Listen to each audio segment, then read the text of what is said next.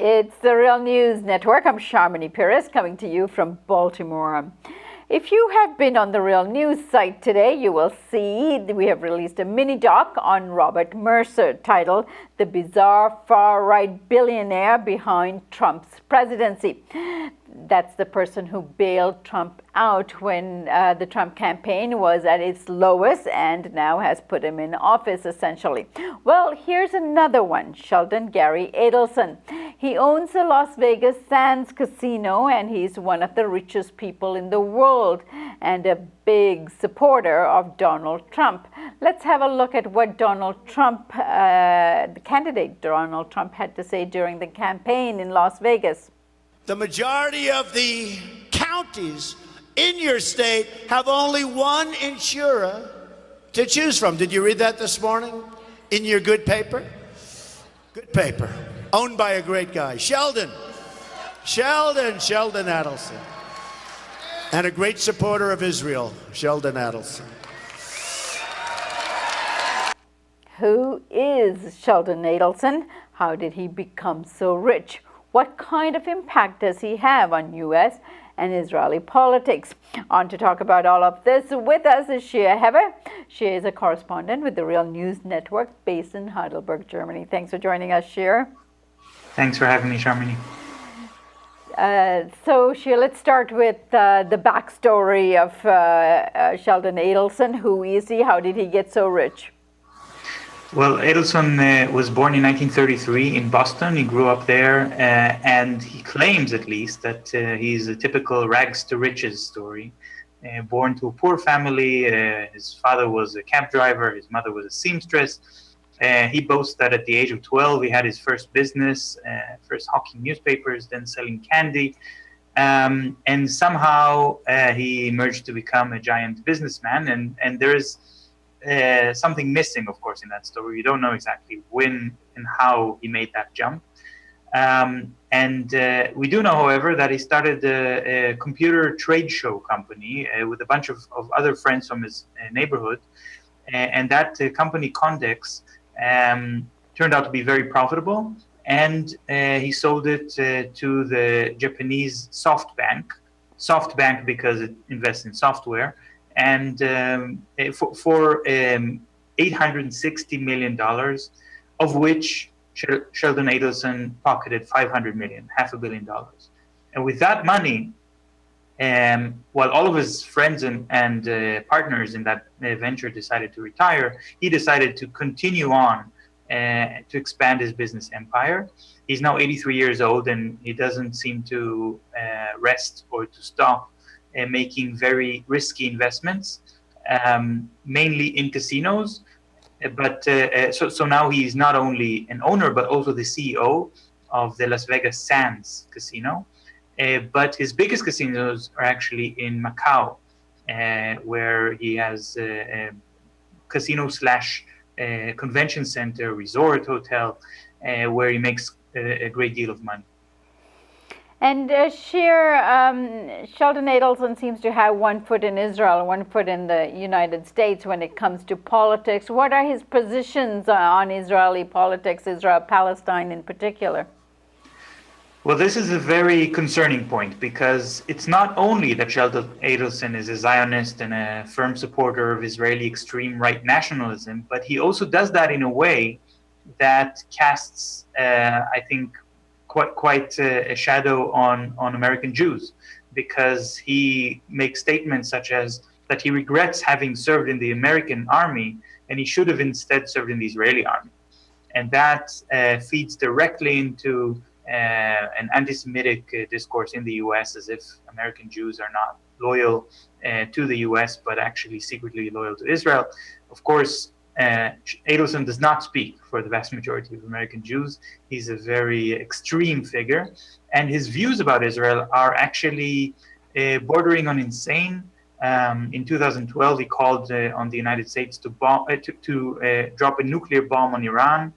He made the preposterous claim that there was no mention of the name Palestine anywhere before 1964, which is, of course, absurd. There are thousands of documents. And the ludicrous claim that there were 10 million Jews in the time of Christ. So this is not a man with very reality-based views when it comes to Israel. And who does he support politically in Israel? Is he a Netanyahu supporter?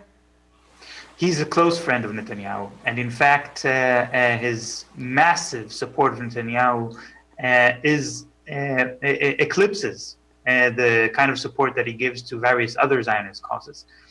He does donate a lot of money to the Birthright NGO, the Birthright campaign, which is a racist campaign that gives Jews from around the world a free trip to Israel so they can learn that Israel belongs to them. There are no Palestinians, there is no occupation. It's just a country waiting for them. And this Birthright project is funded by Edelson and other donors, but he's by far the biggest one. And he also donated to other causes in Israel. But the main issue is the newspaper. A newspaper called Israel Hayom, Israel Today, which was founded in 2007, and which is basically the pocket newspaper of Benjamin Netanyahu, the prime minister. With this newspaper, Netanyahu is unable to lose an election because the newspaper is delivered free. Anyone can get a copy in Israel. It's absolutely free. And it covers the news in a way that makes Netanyahu looks good. No criticism of Netanyahu may appear in this newspaper. Severe criticism of his opponents will be published at length. And there were a lot of debates within Israel about this newspaper, whether it's even legal, because it's a form of campaign contribution which exceeds by far all of the limitations which exist in the Israeli political system on campaign contributions. But if the newspaper is free, how can you call it a campaign contribution? So this is a big asset for Netanyahu. There is, however, very interesting news from last week. Because there's been a recording of Netanyahu speaking with the owner and chief editor of another very big newspaper in Israel, Yediot Achronot.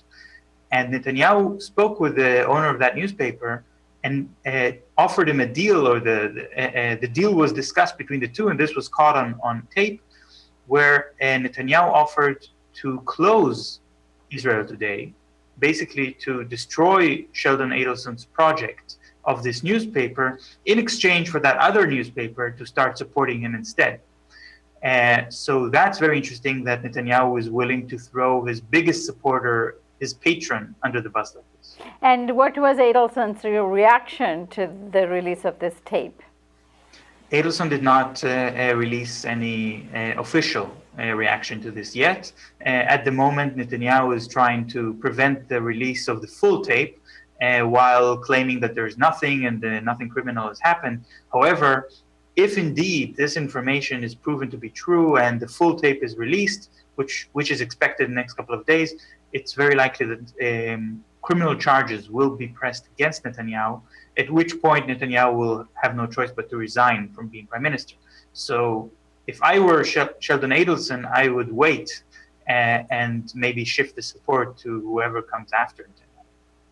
And what kind of financial contributions has he made in addition to establishing this newspaper in favor of Netanyahu? What type of campaign contributions were made by Edelson to the Netanyahu campaign?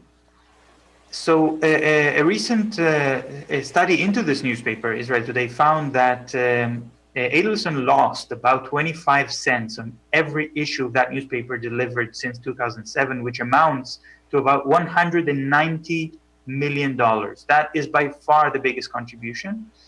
But in addition to that, he also supported things like the Herzliya Center School of Entrepreneurship, which is the Herzliya Center is a right-wing academic center in Israel, supporting neoliberal values. And he also promised to donate to Israel 5 batteries of Iron Dome rockets, which are Iron Dome missiles, which are supposed to intercept rockets coming from Gaza. But he actually never followed up on that promise. He never bought those batteries. All right, let's come over to the United States here. Give us a sense of Well, we know he donates to the Republican Party in particular, but what kind of donations, how much, who are some of the candidates he has supported besides Donald Trump? So Edelson's business is based in the United States and in Macau. He lives in the US and he is an American citizen.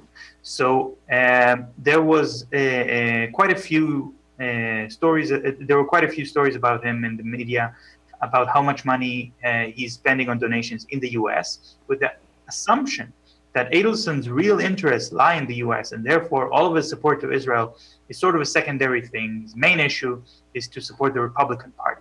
He's one of the minority of American Jews who supports the Republican Party and was very right-wing. And in 2012, he supported Romney, as well as various super PACs for Senate, to the tune of almost $100 million. And that's quite a lot. And we don't know the exact amounts because, of course, a lot of these donations are clandestine or done indirectly through other people.